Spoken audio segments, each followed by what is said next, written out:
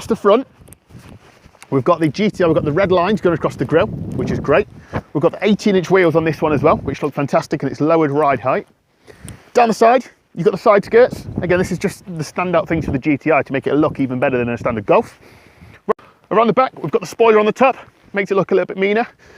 And down the bottom, you've got the twin exhaust tips, which is synonymous with the GTI. Now, it used to have the twin tips on one side, but that's no longer unique to the GTI, so they've gone for this. This has also got a custom exhaust on. So the standard exhaust on this is quite quiet, quite tame. We've got a BCS Powervalve exhaust. Now, the way that works is if you turn it around, nice and quiet, if you turn it on at 6 o'clock in the morning, you're not going to wake your neighbours up. But when you put your foot down, boost builds up, opens a valve, and it gets louder. Let's have a quick look at the practicality of the car. Now, I'm going to jump in the back in a second, show you how much space there is in there. Even though it's a 3-door, it's still quite comfy in the back. It's a bit of a pain to get in and out, but when you're in there, it's comfy. Let's have a quick look at the boot, show you the size of that. In here, you can see it's quite a decent sized boot. We've got a little shopping hook on the left, got my pizzas in there. We've got all some boots, you never know, it's muddy this time of year. The seats also fold down in the back, so you can put 2 seats on the right down or together, or you can just put one on the left, or the whole lot. Now, we have fit quite a bit in the back of this. We fit a full-on table and chair set, we fit Christmas tree, bed, mattress. It is practical, so there is plenty of space in the boot.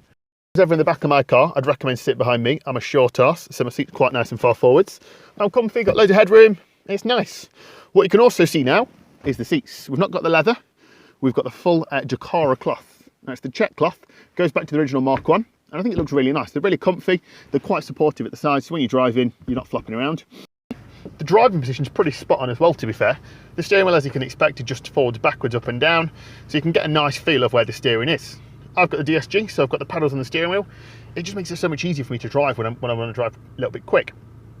But the good thing is, because it's automatic, if I'm just cruising to and from work, it's easy. Put it in drive, just stop and go. You've just got 2 pedals, easy peasy. You've got all the creature comforts you need. So you've got the radio, you've got your Bluetooth, you can play all your music through the stereo. We've got the sat-nav. When I press the right button, yep, so we've got the sat-nav on there.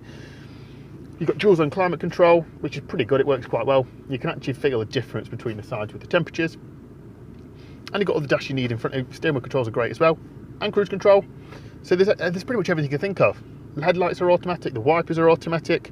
You've got front and rear parking sensors. We've got this sunroof. You've just got everything you need, and it's just a good package. But then that's what the Golf is. It's an everyday car.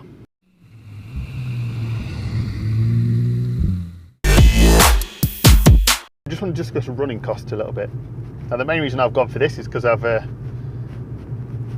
downgraded from my RDS4. I've got a new house, so I need to save a little bit of money. And this is one of the things I could have saved loads of money on. So I've saved loads of money on the car.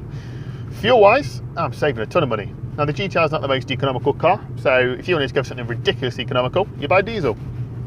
But for me, I wanted something that I could still have fun with, so I wanted something that I could still go for a spirited drive with, something that's still good fun, but going to be better fuel economy than the Audi. So in the Audi, I was putting roughly, I don't know, 75 quid's worth of fuel in, and it'd get me 250 miles if I drove sensibly.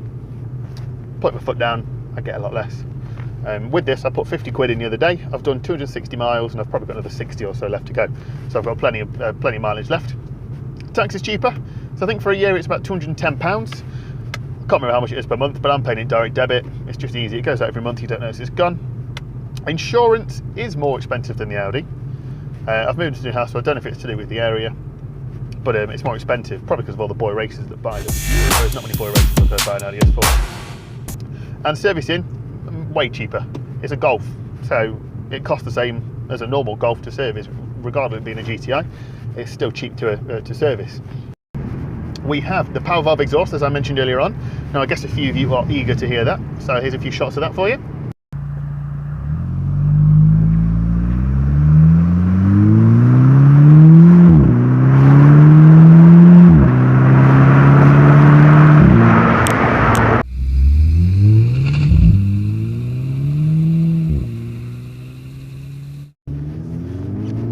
So the exhaust is a welcome addition. I find the standard one just a little bit too quiet. With the exhaust on it, it just gives it a little bit extra. It just gives it a little something bit more that you want. And it is a sporty car, you do want it to sound sporty. So when you are driving quite spiritedly, it's ridiculously reassuring. You know exactly what it's going to do. So we're coming up to a little corner here now. I'm going to drop it down to second with the paddles. You know what it's going to do. The turning's great. There's no oversteer or anything. You can put the power on halfway around the corner and you know what it's going to do. It's exactly what you want. It's not, it's just grown up.